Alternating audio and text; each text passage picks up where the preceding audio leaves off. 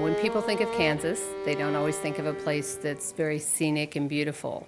You come to really appreciate the portions of Kansas that are beautiful in their own way. Here in the Flint Hills, we are the last stand of the Tallgrass Preserve. We're very proud of the Flint Hills of Kansas, and as people really take a look at them, they find out the beauty behind it and they appreciate it so much more. This was a different kind of landscape. It's a subtle experience that takes you back to being grounded, to being present. And when you stop and think about those people in 1800s that were traveling across here and what they were experiencing, it makes you have a better appreciation for where you are today and some pride.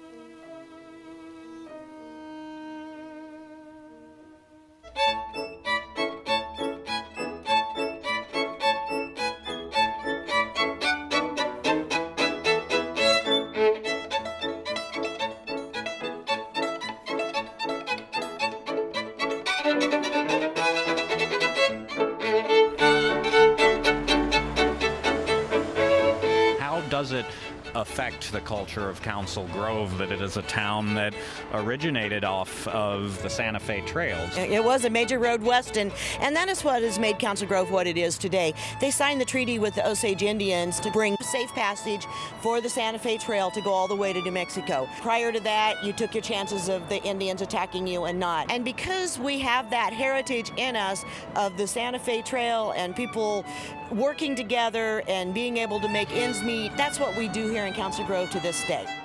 Back in the day, it started out as a hotel upstairs, and down there on that main floor, this was about the only significant building in the area, so they'd hold their church services, court services, all that stuff here, and they had the tavern on one side, and so when they'd hold their church services and whatnot, Seth Hayes would throw a big white blanket over all the booze, and then it was appropriate, and as far as how it applies to America, I think it's, we like our beer and we like that stuff, but we also love God.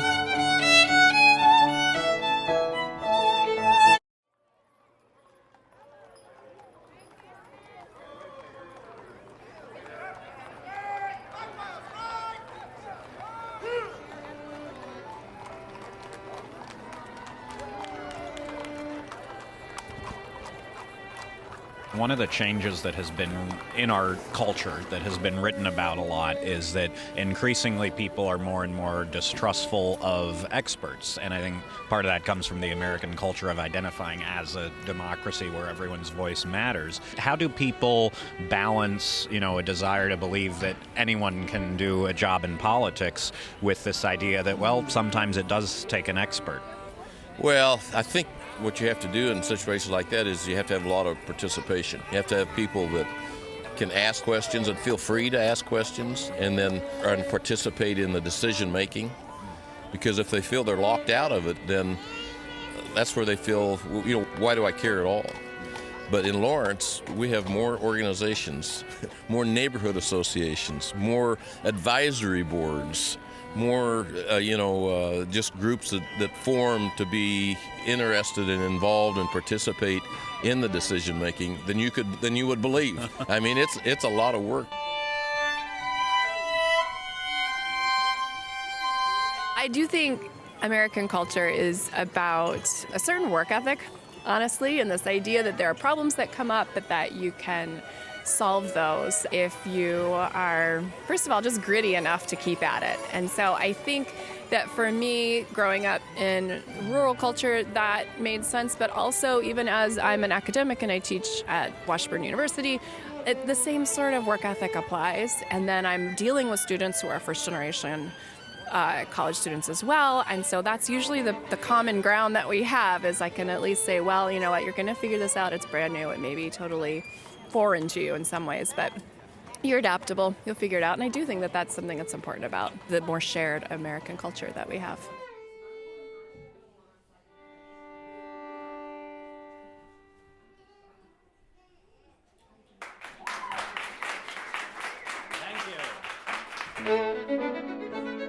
We don't really care what political persuasion you're from or religious or what color you are.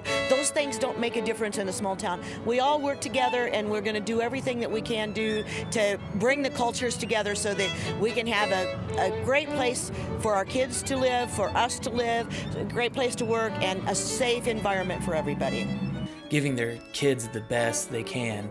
It's a tough time for the United States right now, but after it's the holidays, and I think people are kind of getting together, and I think we're gonna be all right.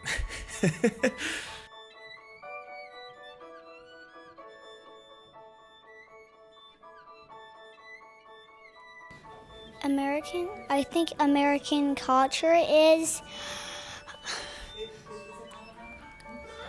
freedom and fair trade and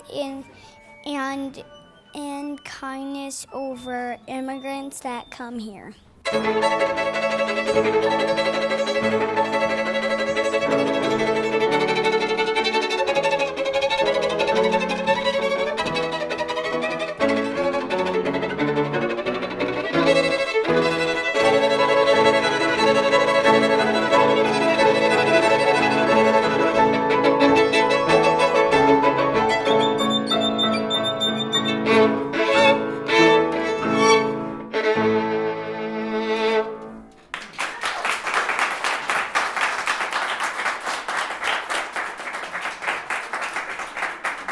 We're all Americans. We're proud of where we live. We're proud of our homes. We're proud of our neighborhoods.